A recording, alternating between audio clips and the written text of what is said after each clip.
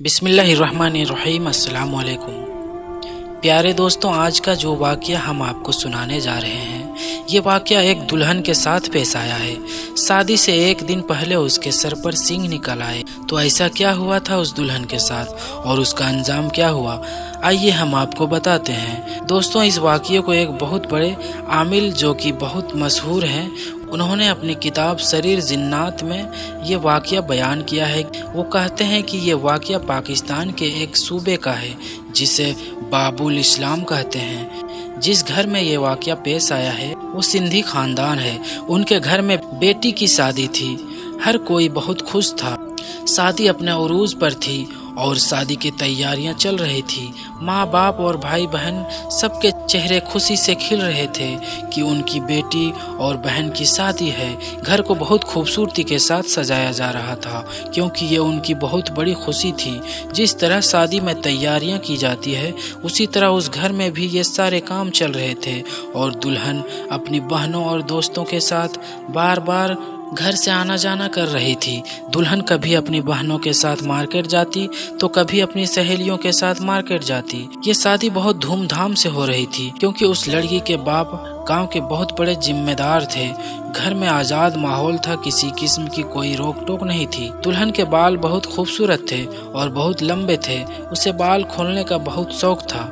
शादी से 2 दिन पहले लड़की को ख्याल आया कि उसकी कोई खास चीज रह गई है, तो उसने अपनी बहनों को साथ लिया और शॉपिंग के लिए चली गई। वापसी में उन्हें बहुत देर हो गई और आधी रात का ये वक्त था।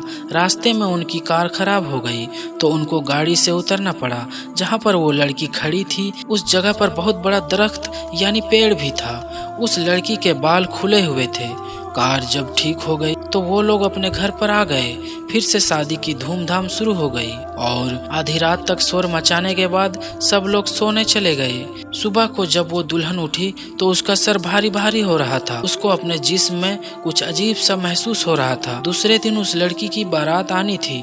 वो लड़की पूरा दिन लेटी रही और आराम करती रही।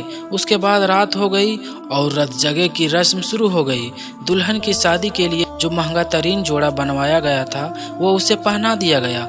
दुल्हन को जब तैयार करके सहेलियां शोर शराबे में मसरूफ थी, इतने में अचानक दुल्हन ने दुपट्टा सर से उतार डाला तो कमरे में मौजूद औरतों की चीखें निकल गई।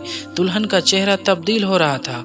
बड़ी बड़ी सुर्ख आंखें हो रही थी और वो अपनी नज़र इधर उधर घुमा रही थी और उसके गले से बहुत भारी आवाज़ आ रही थी।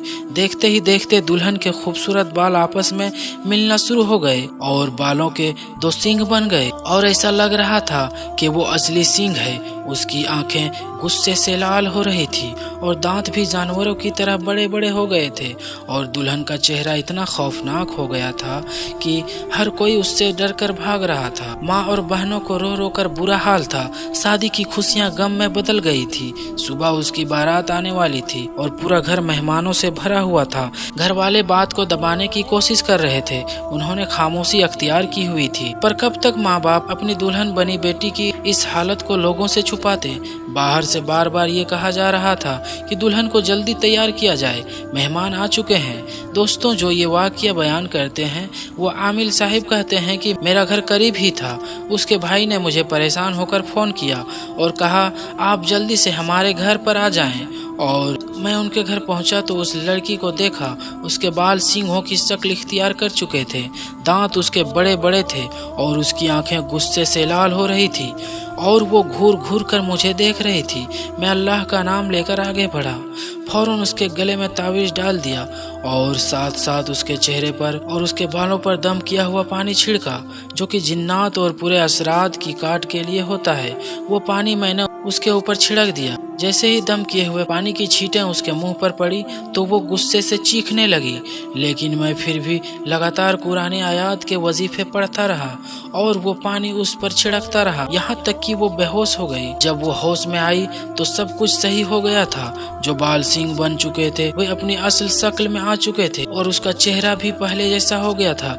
घर वाले खुशी से निहाल थे और मेरा बहुत शुक्रिया अदा किया। वो रात बहुत मुश्किल और कठिन रात थी।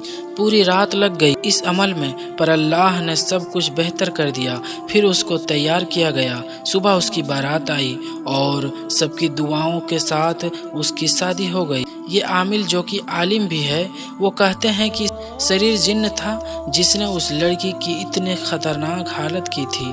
जो शरीर जिन्नात होते हैं वो खतरनाक होते हैं, वो इंसान को तंग करते हैं। ये छुपी हुई मखलूक जो बेइंतहा ताकतवर होती है, ये हमें आसानी के साथ देख सकते हैं। अल्लाह ने इनको ये सलाहियत दी है कि अल्लाह के हबीब सल्लल्लाहु ताला अलैहि वसल्लम ने हमें शरीर पर ऐसे ही जिन्नात जो हमें नुकसान पहुंचाते हैं उनसे बचने के लिए जो कुरानी आयात बताए हैं वो हमें पढ़ते रहना चाहिए। अल्लाह पाक हम सबको हिफाजत फरमाए। आमीन सुम्मा आमीन।